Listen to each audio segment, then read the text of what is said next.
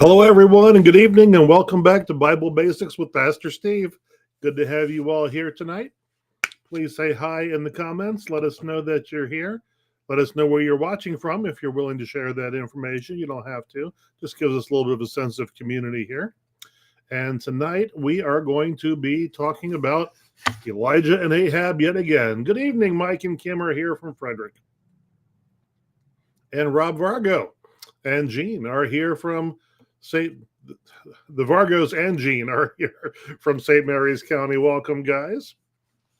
Tonight, Elijah and Ahab, part 3, moving on. And this will be the last of Elijah and Ahab because it'll be the last of Ahab.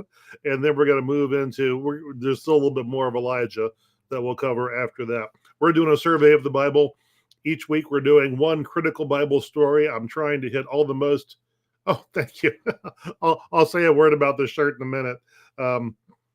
Trying to hit all the stories that I really feel like people should know from the Bible. I know that not everybody reads the Bible on a regular basis. And many of the stories that are referenced in classic literature and referenced in church and in sermons are stories that people aren't always familiar with anymore. So I want to be sure that everybody is familiar with all of the most important stories that people should know. They're really the key stories that shape our faith. And I'm sending out to the email address that is on your screen each week a retelling of the story in casual modern English. It's close enough that you can recognize the biblical language in it, but it is my own paraphrasing. If you have any questions, you can also send those to me at that same email address, or you can put the questions in the comments. So, good evening, Charles. So, a few years back, I've been wearing Hawaiian shirts during the warmer months for many, many years now. And the warmer months, of course, are most of the year now as the climate has changed, unfortunately. So I reached the point where I said, I need some Halloween Hawaiian shirts. And I went on to Amazon, and it did not disappoint me. It is hard to find them in American sizing, though. So anyway, so this shirt is, of course, imported, as most of the things on Amazon are. And the interesting thing about it, as you will see, it has on it slices of orange, in addition to normal black and orange things like cats and spider webs and bats and pumpkins and everything. There's oranges, and there's orange cocktails and all kinds of interesting things on there. And of course, the color orange is associated with Halloween, but as far as I know, the fruit, the orange, never has been. And my theory is that this wasn't just manufactured in a place where English is not the dominant language, but it was actually designed in a place that doesn't celebrate Halloween. And perhaps the distinction between orange the color and orange the fruit was not so clear. So I don't care. I love it. Somebody said to me today, well, maybe they're not slices of orange. Maybe they're slices of lemon, but that would make even less sense. Anyway, so thank you for liking this shirt. I like the shirt too. Makes me happy. I'm full of whimsy. Let's go ahead and start with a word of prayer, shall we?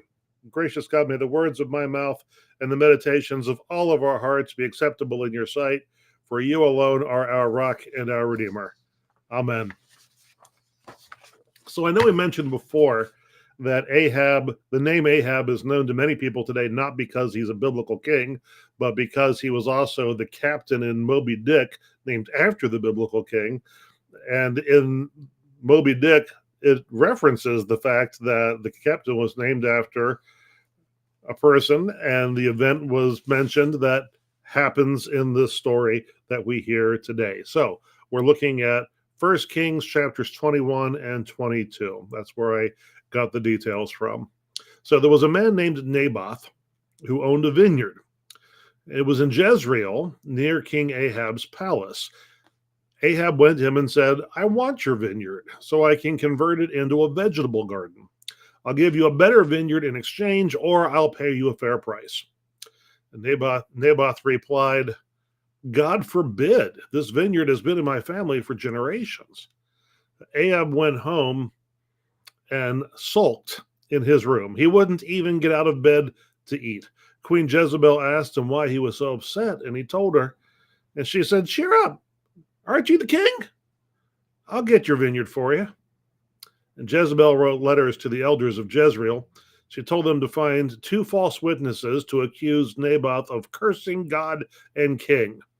She signed Ahab's name to the letters and used the royal seal. The elders did as they were told, and Naboth was stoned to death. When Jezebel received confirmation, she told Ahab to go take possession of the vineyard. The Lord told Elijah what they had done and sent him to meet Ahab at the vineyard. When Ahab arrived, he saw Elijah and said, "You again, old enemy?" Elijah said, "Yes, it's me. You've sold your soul to evil, and you've led the nation to sin. The Lord says the dogs will lick up your blood in the same place where Naboth was killed, and they will eat your wife." Ahab tore his clothes and put ashes on his head.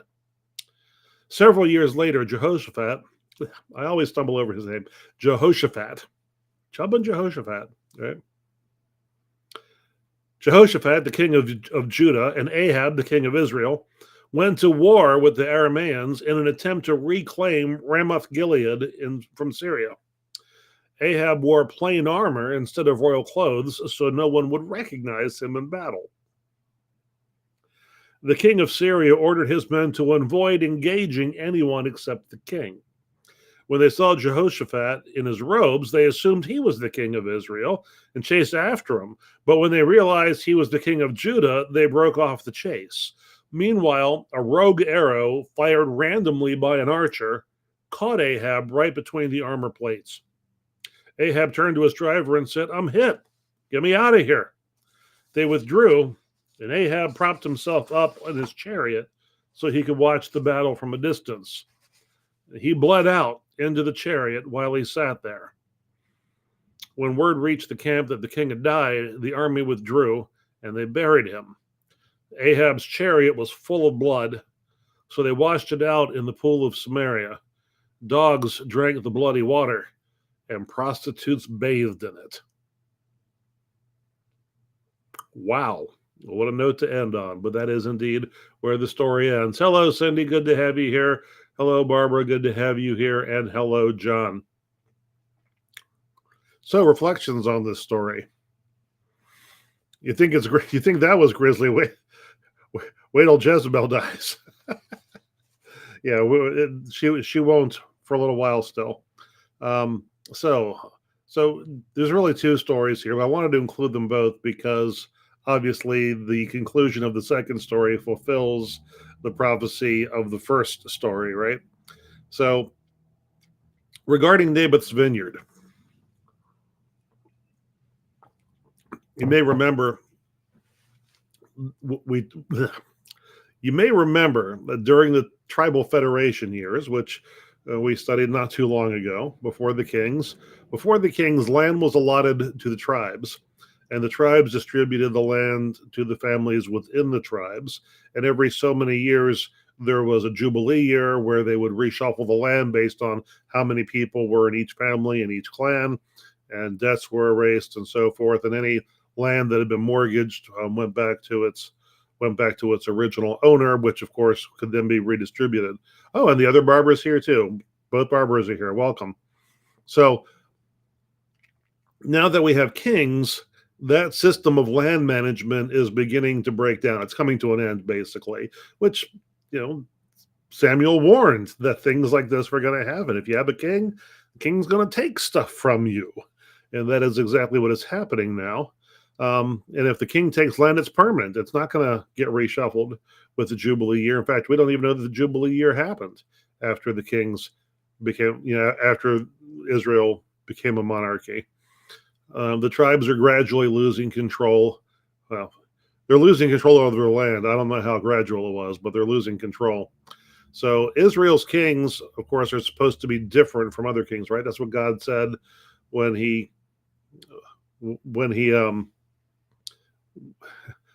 it's not exactly what God said. The people said, "We want kings like other nations have." And then they had Saul, who was a king like other nations, and Saul was rejected by God. Then God gave David, who was a different king, a different kind of a king, the model for what a king should be like. Well, Ahab is not that, right? Ahab is the kind of king that other nations have, which is, where Jezebel comes in, because Jezebel's not an Israelite. She expects him to act like her dad, like other kings she's known. And in those kings, you don't say no to the king. If the king says, I want your vineyard, you don't get to say no, I'm not going to sell it to you. That's how she wants Ahab to act. And a final word on that: vineyards are long-term investments. It takes a vineyard a long time to mature, and then it takes the wine in the vineyard time to ferment and then to age properly. I don't know how much aging wine got back in those days. I think it probably didn't get much, but the point is, it takes a lot of time and energy to grow a vineyard, and to convert one into a vegetable garden. It's absolutely foolish. It destroys the value of the land. Why would you do that? And so it shows that Ahab is not just an unfaithful king and an unethical king, but he's also a foolish king. So then there's this war with Syria, and it's a short-lived war. It doesn't last long. The city, they're trying to regain Rabbith Gilead. What's the name? I mispronounced the name. Hang on.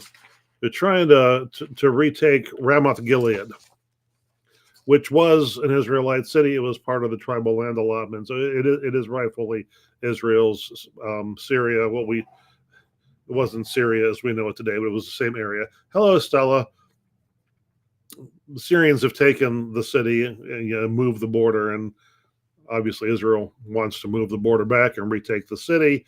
And at this point in the story, Israel and Judah are allies, so they're going to do this together. They're sort of sister nations. So Ahab's cause was in the right. The problem isn't that he's fighting an unjust war. The problem is that God's not going to help Ahab, because Ahab is a bad king. And as far as we know, Ahab did not ask for any divine guidance on whether or not this war should take place. Now, we didn't hear the story of the end of Jezebel yet. At the end of this, that's not going to happen until the next book we get into, which will be Second Kings. And originally, it was one long book. I'm not sure.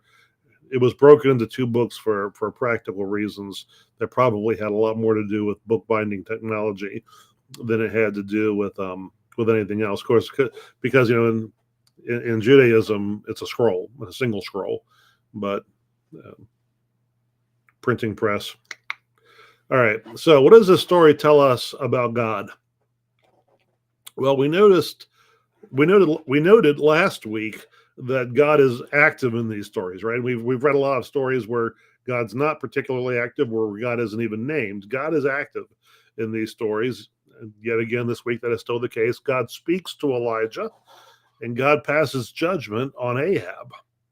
Now, he doesn't smite Ahab with a bolt of lightning or anything like that. Ahab dies in battle.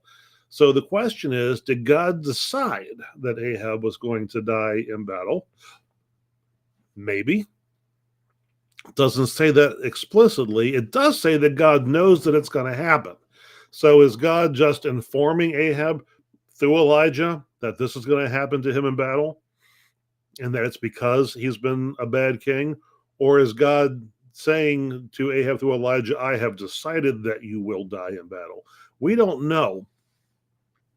Is God working through the Syrians, or is Ahab just getting his just desserts, and because he's made bad decisions, this is just how things play out when you make bad decisions? We don't know. It could be either. God operates both ways, and ultimately it might not matter, because the important thing is that God is saying something about this.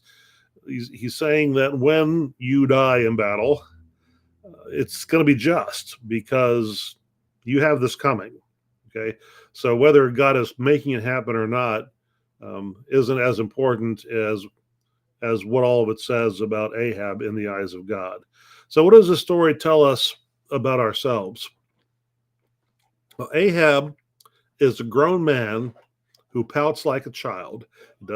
Doesn't get what he wants, goes home, goes to his room, flops down in his bed, won't come out for dinner. Like an adolescent boy. Of course, he's not alone in that. A lot of grown men act like adolescent boys, and some grown women too. I was in the parking lot at Best Buy yesterday. I came out of the I came out of the store into the parking lot, and I heard a ruckus. I looked around to see where the ruckus was coming from, and there was a young woman sitting in her car on her phone. Nobody was in danger. That was all I really cared about. It was just one, it sounded like an altercation was taking place, but it was just a woman on her phone, and young woman, and she was screaming into this phone as loud as she could, high pitched, full voice, gonna hurt, screaming into this phone in this argument. And of course, the volume doesn't go through the phones, right? The phone's not going to match the volume. On the other hand, and on the other end, in fact, they're designed not to do that. I'm like, wow, this is a grown up screaming like a child would scream in an argument. I don't know that any of my children ever did scream that loud in an argument. It was something else. So I mean, this happens. Men and women alike don't always grow up. I don't pretend to know why that happens. I don't understand why that happens. Because the temptation, of course, is to say, well, Ahab was born into power and wealth. He was raised, so he's got to be spoiled. And he's in the half of the kingdom that's in rebellion already. So but that doesn't. There are kings that are raised in the same situation who come out fine. Kings don't all come out like Ahab, and I know plenty of people who are not kings. They're at the other end of the socioeconomic scale who come out fine, but also some who come out very much like this. We're just a mess as a human being. So I don't know that we're going to blame it on his station or on his parents, although they certainly could have had something to do with it. What does this story then tell us about our relationship with God and each other? I know some people read the Bible and they say that the Old Testament shows a God of judgment, the New Testament shows a God of grace. And that is not true. God is gracious all the way through. So how do we reconcile that with the God who says, if God is gracious, then why is God saying, okay, well, the dogs are going to lick your blood? Well, see, here's the thing. Whether or not God is being gracious depends on who you ask, right? Because is God going to be gracious with Ahab, even if it means people like Naboth are going to suffer? How many more Naboths do there have to be before God says that's enough grace, no more? Or was one Naboth enough? And God's going to say, okay, you've shown that you can't be trusted with this power, so your time is going to have to come to an end. See, God is being gracious to everyone else when Ahab has his end. If we're, if we are damaging God's creation, if we're hurting God's children, I don't think that we should expect God's grace to extend to letting us continue to abuse God's children. Something, God is going to intervene sooner or later. This is shown over, throughout history. If we've learned anything in history, God does not let justice go on indefinitely. Sooner or later, he lets it. It goes on longer than we want it to, often because we don't cooperate when God wants to put an end to it, but it doesn't go on forever. So that's what we learned this week. And next week we'll talk more about Elijah, and we'll talk about Elijah passing the torch to Elisha, I believe, next week. So I found the news item that was somewhat interesting tonight in the world of Methodism. They've done more studies about the fallout from the disaffiliations and discovered that, and this is the Lewis Center, which is based out of Wesley Seminary, named after President Lewis, former president of the seminary, president while I was there. And they have discovered that the disaffiliations have changed the age demographics of the clergy in the United Methodist Church. Most of the clergy who left were either over 55 or under 35. the 35 to 55s, which would be the the late millennials and the early Generation X and late millennials. That wait, am I saying that right? No, late Generation X and early millennials. They are not represented much in the people that left. And I wonder if that's because there aren't as many of us to start with. And I could be wrong about that. I'd love to know what portion of Methodist clergy are my generation. I don't really have a good feel for that. Most of the people that I look at and think, oh, they're my age. They're actually younger than me. And a lot of people who are older than me look at me and think I'm part of their generation, when in fact I'm not. I don't have a good feel for these things. Um, so, if there are a lot of us my age in the denomination, why didn't as many of us leave? Is that a function of our theology? Is it that there just weren't that many of us who wanted to leave? Or is it that there were in fact people of my generation who would have left, but they didn't because of the stage their life they're at right now? They felt like they couldn't. So I know retired people who left the denomination, so it doesn't affect them at all. Their pensions in place, their 401k is in place, and you could also see how younger people who wanted to leave might have thought, well, starting over at this point isn't that big a deal. I haven't gotten very far yet. Whereas the people who are sort of in the middle, they've got a pretty heavy stake in this. So as much as I'd like to say it was a matter of our theology being more moderate, that might not have been the case. We might have some very disgruntled, very conservative clergy of Generation X who hung out not because they wanted to, but because they felt that they had to. So the percentage of clergy who are under 35 has continued to drop, has been dropping since the early 80s. And that is part of why the average age of the person in the pews has risen, because, and it shouldn't be much of a surprise, people relate best to pastors who are of their own generation. So pastors get the best responses from people who are within a 10 years, give or take, from their own age. So for me, that will be 45 to 65, 44 to 64. Those are going to be the people that relate to me the best because their life experiences have been similar to mine. So that means people below the age of 44 are going to be looking for a pastor below the age of 44. Unless, of course, you have those rare individuals who just are able to relate to people at any age. So the article I read, which is on UM Insight, if you want to look at it, it looked at which conferences had the largest number of young clergy, because we assume that that's good to have young clergy, right? And our conference is not in the top 10. Yeah. So ever since, in this conference at least, ever since the 80s, we have attracted mostly midlife people in the candidacy process. So it's not that we're not attracting new people into ministry, and by attracting I mean people hearing the call, which is both a function of the individuals and the congregations that raise them.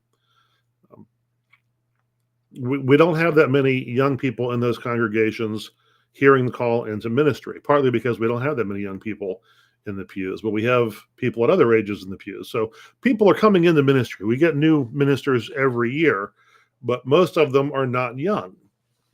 Most of them are more midlife aged. That's been the case since the 80s. And I remember when I came through and I declared candidacy around 1990, and there were very few people on the district committee on ministry that I went before. Very few of them had begun their careers at the age that I was at. Most of them had entered their career, heard their calling as middle-aged people. And generally speaking, they were very skeptical that a young person could have a valid call in ministry. They were almost openly hostile to it. They would, I'll never forget, 20 years prior, of course, it would have been normal for a 20-year-old to be sitting before the district committee on ministry, and they would have been overjoyed to have it. But the group that I was before at that time, I get questions like, well, is your dad a minister? No, my dad's a computer programmer. Well, then where is this coming from? Well, it's coming from God. It's supposed to come from God. It's not, the call is not supposed to come from my dad. It's funny now, but it wasn't funny at the time. I remember one person closed every meeting saying, Steve, my son's your age, and he has no idea what he wants to do with his life. And what I wanted to so bad to say was, well, I'm not your son. And besides, when we're talking about calling, it's not about what we want to do with our lives. It's about what God has asked us to do with our lives. Anyway, we're doing a better job, from my perspective, as a middle-aged person dealing with younger people coming into ministry. I like to think that we're treating them better than we were treated when we came through. But of course, we always make that assumption, don't we? We always think, oh, well, when I have kids, I'm not going to treat them the way my parents treated me. But then we find out that maybe our parents weren't so crazy when we get there. Anyway, I do think that we do a better job with the young folk. We just don't have as many of them. And the thing is, most of the young folk entering ministry now, they did not hear their calling to the ministry in their congregation. They were in a congregation, but they heard their calling at camp, summer camp, Methodist summer camp. And that is one of the reasons, I believe, why this conference has continued to invest heavily in our summer camp programming, whereas most conferences are trying to sell their camps now. It's way too valuable from a long-term perspective. We need to sow seeds for the future. I mean, we can continue to just keep nabbing people at middle-aged indefinitely. There's always going to be middle-aged people to grab, but geez, it'd be nice if we had people in the pulpit that could relate to the younger folks, so that the younger folk, I believe the gospel actually works. I think you can get through young adulthood more joyfully if you do it with the gospel than without. At any rate, next week we will talk about the end of Jezebel. Don't forget to email me any questions you've got. This week in church, most of you know that every year around October, at some point in October, almost every year, I preach a sermon that has sort of a monster theme to it, something that's sort of a Halloween themed sermon, because there's so many theological topics that you can find and stuff like this, and so many ways you can talk about God and about human nature in particular. This year is going to be more about human nature probably than about God, but certainly the way religion has handled that human nature over the years. I'm not going to tell you which one it is now, although the promotional graphic will probably get posted sometime tomorrow or the day after. I just got to get it together first. So watch for that. Gonna have fun in church on Sunday. At least I'll have fun. I hope y'all have fun too. So if I don't see you in church on Sunday, I will see you sometime online. Let's go ahead and close with a serenity prayer, shall we? Gracious God, give me the grace to accept with serenity the things that cannot be changed, the courage to change the things which should be changed, and the wisdom to distinguish the one from the other. Amen. Thanks for joining tonight, everyone.